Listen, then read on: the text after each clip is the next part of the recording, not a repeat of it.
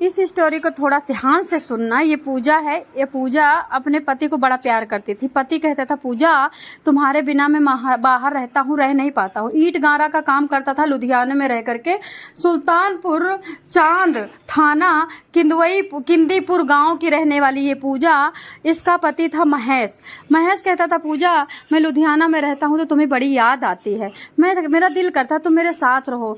तो पता पूजा क्या कहती, बच्चे पालने हैं जी, 16 साल की बेटी हो गई है, 10 साल की एक ही बेटी हो गई, तीसरा 4 साल का है, कहाँ से पैसा आएगा जी।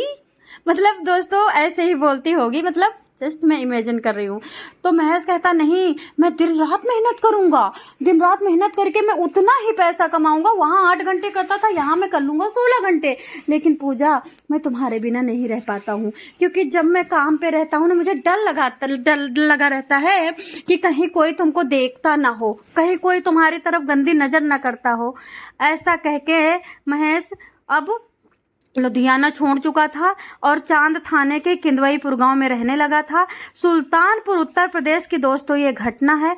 बताना चाहूंगी, अब पूजा की जान निकलने वाली थी, क्योंकि जब पूजा अकेले रहती थी तो पति से बात करती थी, हंसती थी, खुशमिजाज थी, मजाक भी करती थी, शायरी भी करती थी।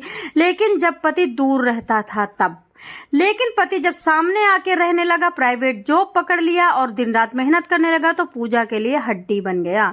पूजा को वो खरकने लगा, पूजा के लिए वो पूरी बवासीर और मोतियाबिंद बन गया। दोस्तों पत्नी जब दिल आए तो दिल जान बना ले, और दिल ना आए तो उसको शमशान बना ले।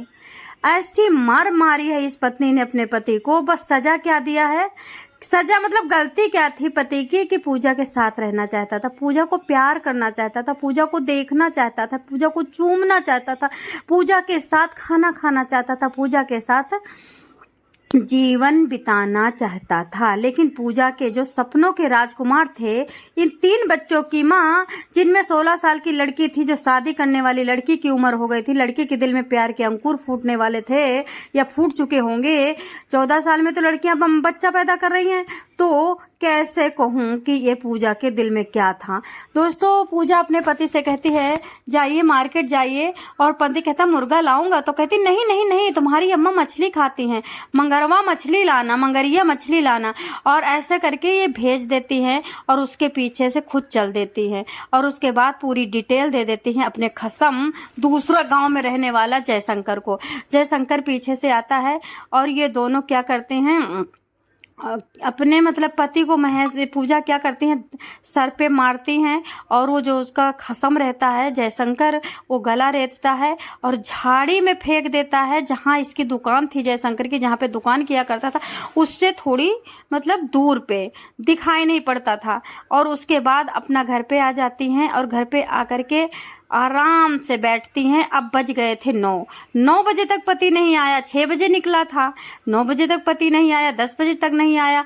अब पूरा घर परेशान, जितना घर परेशान उससे 10 गुना पूजा परेशान।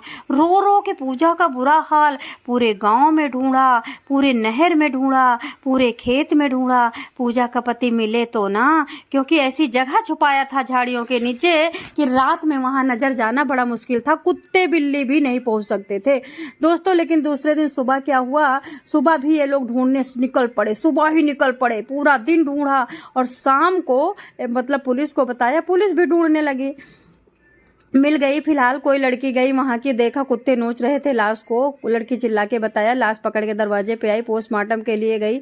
लेकिन दोस्तों मैं बताना चाहूंगी कि वो जो जयशंकर था वो दुकान करता था, दुकान करते करते उसने एक मुखबिर लगा रखी थी कि जहां पे लाश पड़ी है तुम झांक के देखते रहो।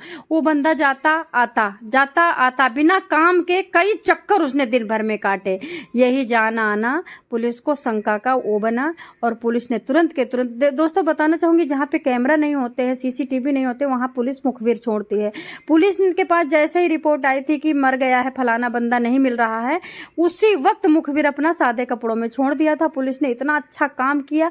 कभी कभी पुलिस पता नहीं क्यों दिमाग लगा देती है, और उनके 3-4 बार 5 बार आने के मात्र महज संदिग्ध से कॉल डिटेल निकाली गई। उसी बंदे की कॉल डिटेल निकली जिसके दुकान पे आवाजाही लाश की तरफ दूर से जाता आता, मतलब ये देख रहा था कि राहगीर उधर से जाकर के कोई देख रहा है कि नहीं देख रहा है लाश को। मतलब चोर की दाढ़ी में तिनका सही कहा था। वो किसने कहा था, अकबर ने कहा था, किसने कहा, बीरबल ने कहा था कि चोर की दाढ़ी में तिनका, तो जयशंकर की दाढ़ी में तिनका था। उन्हें डर बना था, उनके ऊपर सर पे पाप चढ़ा हुआ था, पाप कपा रहा था, पाप के चलते वो उल्टी सीधी सोच।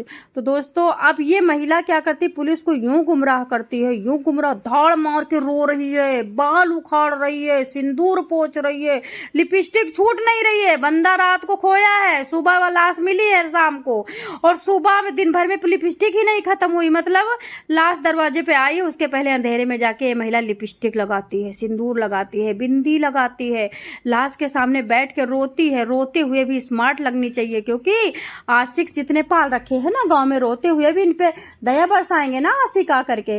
लेकिन प्यार तो जयशंकर से था, आशिकों से तो सिर्फ पैसा लूटना था बस।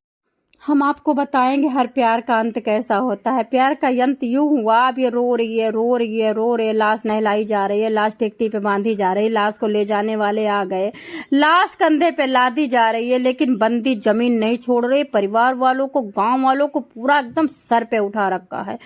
चिल्ला चिल्ला के बेहोश होके गिर रही है, बेहोश होके गिर रही है वही महिला, नाक मुंह सब टिढ़वा रही है, दांत निकाल रही है, जीभ निकाल रही है, बाल खोल के बिखरा रही है दोस्तों। लेकिन कहते हैं नहीं, ऊपर वाला जब देता छप्पड़ फाड़ के और लेता है तो पिछवाड़ा निकाल के। तुरंत पुलिस आती है, टिकटी पे लाश उठी थी, कंधे पे रखी थी, मात्र 3 सेकंड के अंदर अंदर पुलिस आती, झोटा पकड़ के इस महिला को खींचते हुए, घसीटते हुए।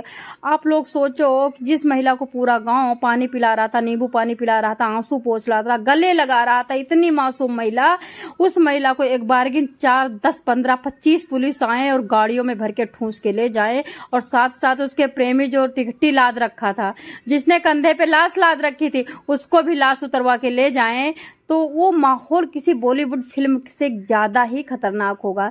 और उसके बाद महिला को घसीटते हुए गाड़ी में बिठाया जाता है, सब लोग टिकटी वहीं छोड़ देते हैं, सबसे पहले देखते हैं, शॉक्ड होते हैं, सब लोग कहते हैं नफरत है नारी जात से, नफरत है मुझे अपने रोंवों से, मुझे अपने रोंवों का विश्वास नहीं है। शाम से इस महिला के पीछे हम लोग पड़े हुए हैं, इसके आंसू पोंछ पोंछ के हमारे हाथ काले हो गए। ये महिला इतनी बड़ी डायन। दोस्तों क्या कहोगे इस महिला के बारे में? महेश की क्या गलती थी? बस महेश यही तो चाहता था कि मैं पूजा के पास रहूं, मैं पूजा को प्यार करूं, मैं पूजा के लिए 16 घंटे काम करने को तैयार था दोस्तों। और ये महिला क्या कह रही थी? एक्चुअली ये महिला बड़ी गृहस्थवान थी, गृहस्थी वाली थी। क्या कह रही थी? बच्चे बड़े हो रहे हैं जी ना, बच्चे बड़े होने, शादी करनी है जी ना। अरे सुहाग रात तू मना ले पहले।